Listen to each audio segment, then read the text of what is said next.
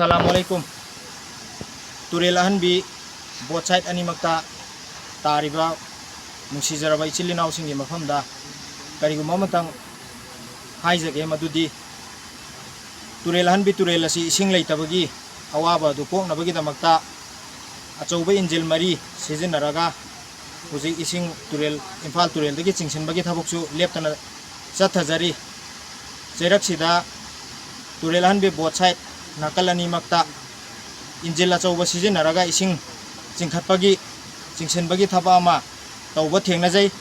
matam numit kharani dangdi ising injil achouba sizinaraga chingkhatpa si lepikho